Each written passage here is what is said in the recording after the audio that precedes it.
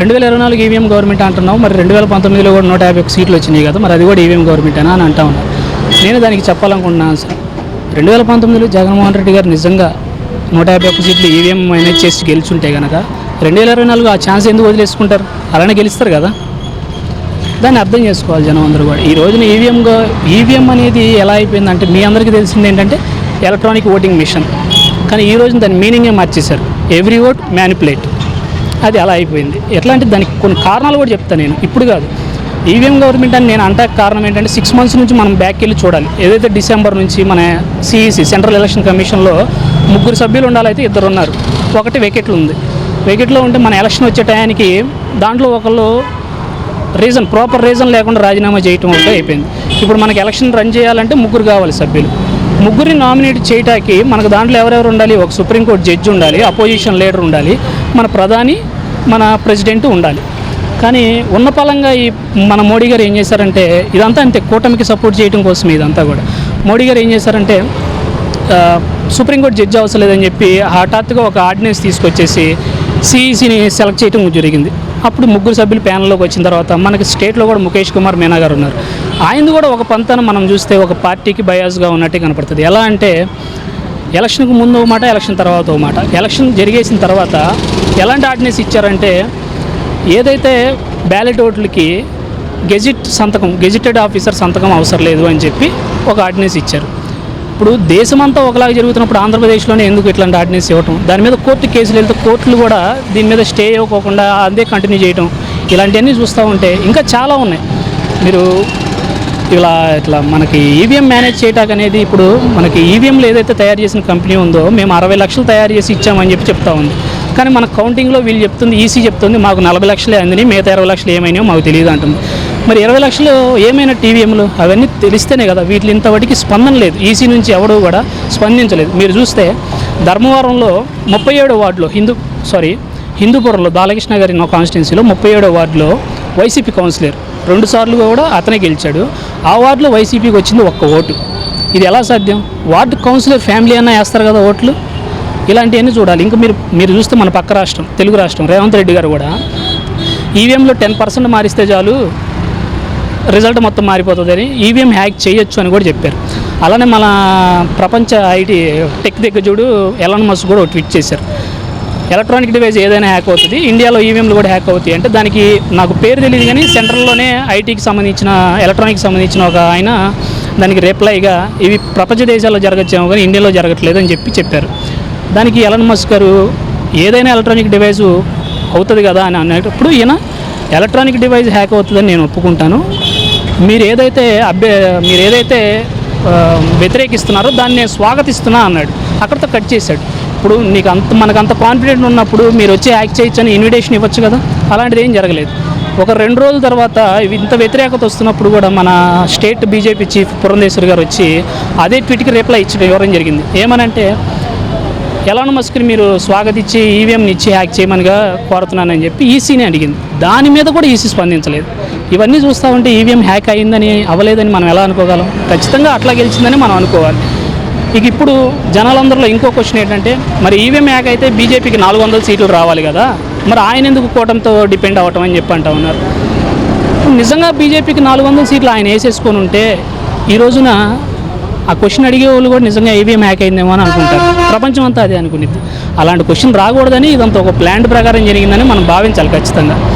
ఇంకోటి చాలామంది, నేను మొన్న చెప్పిన దాంట్లో కూడా చాలామంది కింద కామెంట్స్ నేను కూడా చదివాను, దాంట్లో కూడా చెప్తా ఉన్నారు, మీరు ఎందుకు ఈవీఎంతోనే గెలిచారు అంటున్నారు, చంద్రబాబు నాయుడికి ఎందుకు ఓట్లు వేయలేదని మీరు అనుకుంటున్నారంటే దానికి కూడా నేను చెప్తా ఉన్నా. ఎందుకంటే గతంలో ఇప్పుడు మనం 2014 వెళ్ళాల్సిన అవసరం కూడా ఉంది.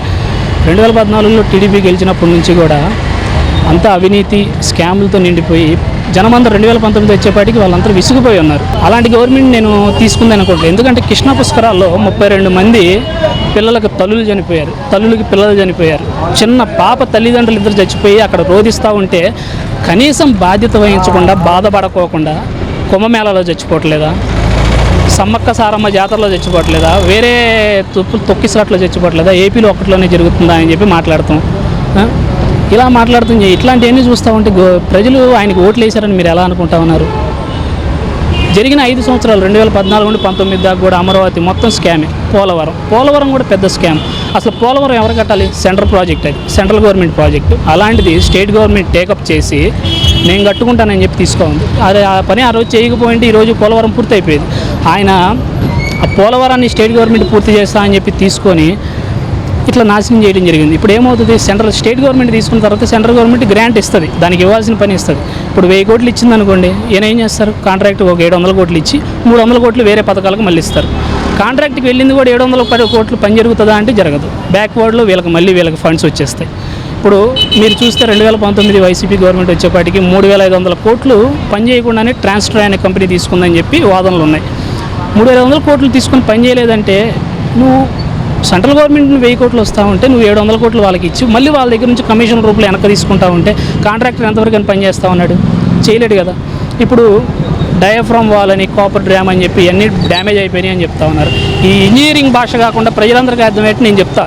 ఇప్పుడు ఏవైతే ఒక కాలువ తీసుకుంటే మనం ఇప్పుడు ఏదైతే గోదావరి నది ఉందో ఆ గదే ఉంటే నది మధ్యలో మనం బ్రిడ్జి కట్టాలంటే ఆ వచ్చే ఫ్లోటింగ్ని దారి మళ్ళించాలి.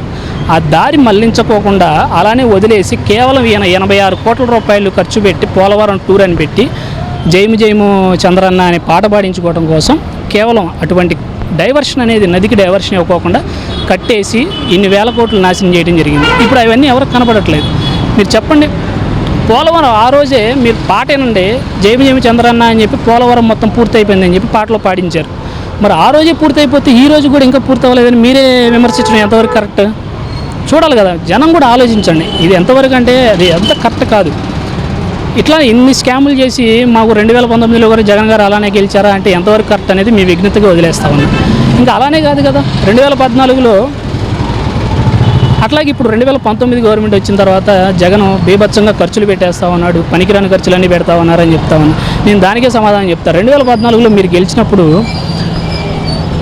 ఓట్లకు నోట్ల కేసులో మీరు భయపడి అక్కడ కేసీఆర్ గారికి ప్రధాని మోడీ గారికి కేసు నుంచి ఉపశమనం కల్పించడానికే కదా స్టేట్ వదిలేసి ఆంధ్రప్రదేశ్ అంతా అర్ధాత్రంగా వచ్చారు.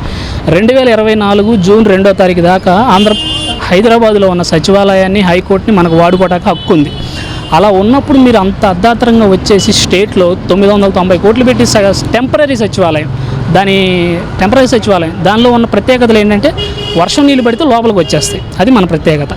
660 కోట్లు పెట్టి కేసీఆర్ గారు కళ్ళు చెదిరిపోయేలాగా సచివాలయం కట్టారు. మరి మనం 990 కోట్లు పెట్టి ఏం కట్టాం? మీరు చూస్తే అమరావతిలో ఒక 2 ఫ్లోర్లు బిల్డింగ్ కట్టాలంటే 2 ఫ్లోర్ల కిందకి ఫౌండేషన్ వేయాలి. అలాంటి చోట ఇంత ఖర్చు పెట్టి మనం చేయాల్సిన అవసరం కూడా లేదు. ఒక్కటే కదా సచివాలయం కాదు, మనం హైకోర్టుకి 150 కోట్లు పెట్టి టెంపరీ హైకోర్టు మొత్తం టెంపరీ కదా. మీరున్న 5 ఏళ్ళలో కూడా మనం కట్టినవన్నీ టెంపరీయే కదా, ఏది పర్మనెంట్కి కట్టాం. ఇప్పుడు మనం ఏంటి, జగన్మోహన్ రెడ్డి గారు ఏంటి, ఇలా అమరావతి కాదు ఒక చోట ఇన్ని లక్షల కోట్లు పెట్టేసి అభివృద్ధి చేయడం కాదు, స్టేట్ మొత్తం డెవలప్ అవ్వాలని చెప్పి 3 రాజధానులు అనే ఒక పథకం తీసుకున్నారు, ఒక ప్రోగ్రామ్ అనేది పట్టుకున్నారు. 3 రాజధానులు డెవలప్ చేయాలి, స్టేట్ మొత్తం డెవలప్ అవ్వాలని చెప్పి రేపు గెలిస్తే నేను వైజాగ్ నుండి నేను పరిపాలన కొనసాగించాలని చెప్పి ఆయన ఒక ప్యాలెస్ కట్టాడు. ఇప్పుడు ఏముంది, రేపొద్దున అది క్యాపిటల్ అయితే ప్రధాని రావచ్చు, ప్రెసిడెంట్ రావచ్చు, ఎవరైనా రావచ్చు, వాళ్ళు ఉంటాకి అనేది కరెక్ట్గా ఫెసిలిటీ ఉండాలి కదా, అందుకోసమని కట్టింది. దాని మీద ఇంత రాద్ధాంతం చేస్తూ అది అయిపోయింది, ఇది అయిపోయింది, అంత ఖర్చు పెట్టేశారు, ఇంత ఖర్చు పెట్టేశారని చెప్పడం ఎంతవరకు కరెక్ట్గానో జనాలందరూ కూడా ఒకసారి ఆలోచించాలి. ఇప్పుడు మీరు అమరావతి ఒక్కటే చేయటం వల్ల వైజాగ్ జనం అందరూ కూడా ఇప్పుడు అదే ఆలోచిస్తూ ఉన్నారు.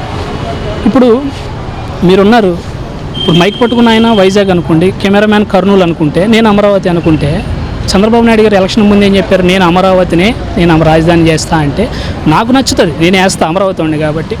వైజాగ్ వద్దంటున్నప్పుడు ఆయన ఎట్లా వేస్తారు, కర్నూలు వద్దన్నప్పుడు ఆయన ఎట్లా వేస్తారు? కానీ ఆ 2 చోట్ల కూడా వైసీపీకి టికెట్లు రాకుండా వీళ్ళే గెలవటం అంటే ఇది స్కామ్ అయినా చూడాలి కదా, మీరు అర్థం చేసుకోవాలి కొంచెం జనం కూడా. ఇలాంటివన్నీ జరిగినప్పుడే అది ప్రజాస్వామ్యం ఏమైపోతుందా అని చెప్పి ఇంకేం లేదు. ఇక ఎట్లా ఉంటుందంటే ఫ్యూచర్లో నీ దగ్గర డబ్బు ఉంటే చాలు, ప్రజాస్వామ్యం ప్రజలు ఆదరణ ఏం అవసరం లేదు. నువ్వు హ్యాక్ చేయగలిగితే నువ్వే 175 నియోజకవర్గాల్లో సభ్యులను పెట్టేయచ్చు కూడా. ఇలానే ఉంది పరిస్థితి. ఏంటంటే ఇండియాలోనే ప్రధాని మోడీయే చెప్పాడు మనకి పోలవరాన్ని ఏటీఎం లాగా వాడుకుంటున్నాడు చంద్రబాబు నాయుడు అని చెప్పి. మరి ఈ రోజున మీరు మొన్న చూశారు కదా, పార్లమెంట్లో టీఎంసీ తృణమూల్ కాంగ్రెస్ ఎంపీ మన కళ్యాణ్ బెనర్జీ గారు చెప్పారు, ఇంతకుముందు నువ్వే విమర్శించావు పోలవరాన్ని ఏటీఎంలో వాడుకున్నావని, అదే నీదని, మరి ఈ రోజున మీతో చెంత చేరేపాటికి ఆయన అంతా మంచోడు అయిపోయాడా అని చెప్పి మీరు అడుగుతూ ఉన్నారు. మీరు చూడండి, ప్రధాని మోడీ గారు ఎలక్షన్కు ముందు దేశంలో ఉన్న జనాలందరినీ కూడా దేశంలో ఉన్న జనాలందరినీ కూడా షేర్లు కొనండి, వచ్చేది బీజేపీ ప్రభుత్వమే, మీరు అందరూ లాభాల్లోకి వెళ్ళిపోతారు, కొనండి అని ఓదరగొట్టారు. దేశంలో ప్రధాని మోడీ వచ్చారు, కానీ ఎందుకని ఎవరికి రేట్లు పెరగలేదు. 30 లక్షల కోట్లు సంపద ఆవిరైపోయింది. కానీ మీరు చూస్తే భువనేశ్వర్ గారి హెరిటేజ్కి మాత్రం 521 కోట్లు షేర్లు రేట్లు పెరిగిపోయినాయి. ఎలా సాధ్యమైంది ఇది? బీజేపీకి షేర్లు కొన్న వాళ్ళందరూ గవర్నమెంట్ వచ్చినా సరే వాళ్ళకి నష్టాలు వచ్చినాయి. టీడీపీకి మాత్రం కూటమితో మూడు పార్టీలతో కలుపుకున్న గవర్నమెంట్కి మాత్రం 521 కోట్లు వచ్చినాయి.